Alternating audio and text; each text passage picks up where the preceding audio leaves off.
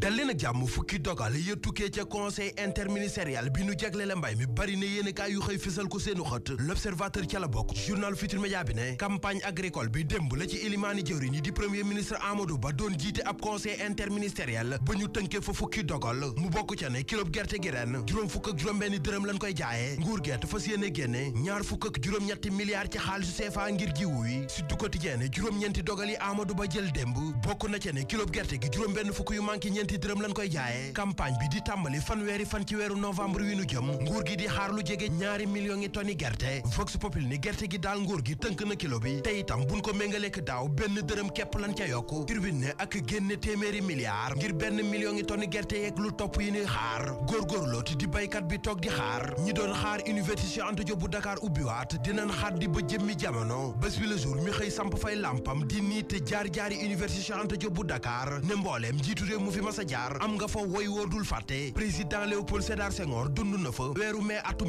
1968 président Abdou Diouf ay année blanche am ak i année invalide am moom itam loolee ko marqué président Macky Sall mi fi nekk tey du fàtte weeru juin atum 2023 budget 2024 la ñuy wéy di woteel ministre yi ca pencum ndawi réew mi di assemblée nationale journal L'Info ne démb Moustapha Diop di ministre bi nu dénk wàllu industrie bokkoon na ca ministre ya fa jaar moom mi birima ma ca genn kàddu ga démb yombul woon benn yoon ci moom député rawatina ña fari ca kujje gi sonal nañ ko ki laaje ki jàmbat journal L'As ne moom it muy tontu ak di défendre boppam Vox Populi ne la ko Cheikh Abdou Bara Dolly Mbacké wax moo ko gën a yëngal ndax dani ko yow Moustapha Diop waroo nekk ministre te amoo place ci gouvernement bi ndax nag fii lan la tudd ci léexooru Covid-19 bi te ba tey tegoo ci taabal ji dara lu leer ministre bett tontu ko ne moom gannaawam bandang koppar googe aju ci Covid-19 bi amul dara luñ ko ca mën a tuumaal moom lépp lu mu ca yoroon dugg na fa mu war a dugg te ba keroog garab yi di fàq suuf si jalaañoo itam kenn du ko ca jàpp ak 15 lii quotidien naataangoom bi yore wàllu dëkkuwaay di Abdoulaye Seydou Sow moom itam jaar na ca pencum ndawi réew mi ba xibaar ne am na junneeg ñeenti téeméeri bâtiment yu màggat yu nu war a daaneel ci réew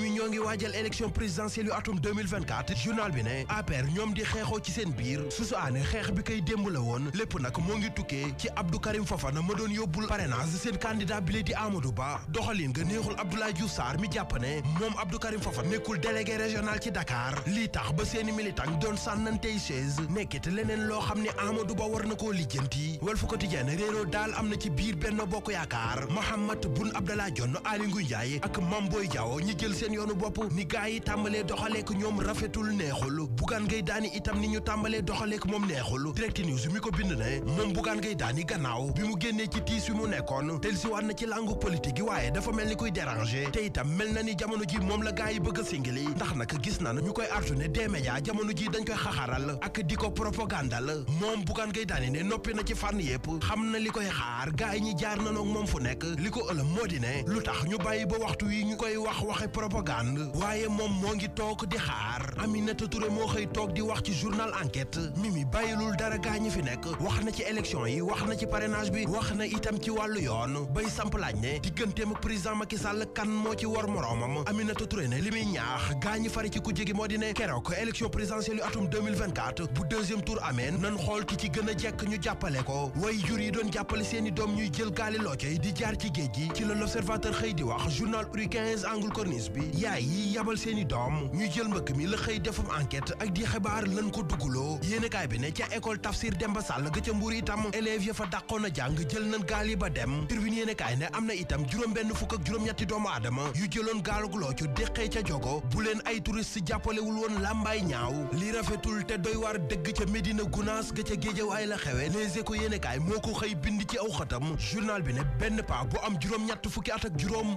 moom lañ fa bett xale bu jigéen bu am juróom-ñetti at mu koy jàngal àdduna